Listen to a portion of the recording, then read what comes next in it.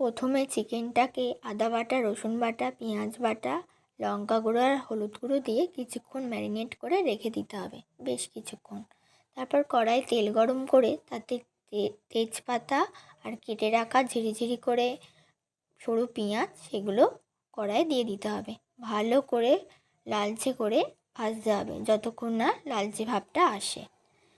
আর যে চিকেনটাকে ম্যারিনেট করে রেখেছিলাম সেই চিকেনটাকে আলাদা করে রেখে সেই যে মশলাটা সেটা দিয়ে দিতে হবে কড়ায়।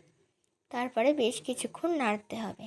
তারপর হয়ে গেলে স্বাদ মতো নুন, একটু পরিমাণ মতো মিষ্টিও দিয়ে দিতে হবে। তারপরে আরও কিছুক্ষণ একটু নাড়তে হবে মশলাটা ভালো করে যাতে কষে। তারপরে দিয়ে দিতে হবে কাশ্মীরি লঙ্কা গুঁড়ো, তারপরে দিয়ে দিতে হবে সানরাইজ শাড়ি গরম মশলা। তারপরে যে চিকেনটা ম্যারিনেট করা ছিল সেই চিকেনটা যে আলাদা করে তুলে রেখেছিলাম সেই চিকেনগুলো আস্তে আস্তে সাজিয়ে দিতে হবে। তারপর ভালো করে আবারও কষতে হবে।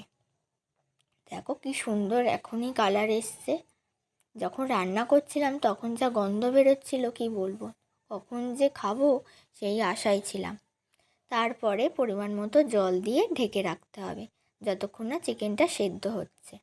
তারপর নামানোর আগে একটু ধনেপাতা ছড়িয়ে দিলেই রেডি রবিবারের স্পেশাল লাল লাল চিকেনের ঝোল। খেতে কিন্তু খুব ভালো হয়েছিল। আমার বাবা, মা, আমি তো খেয়ে একদম, আমি চিকেন অবশ্য খুব কম খাই,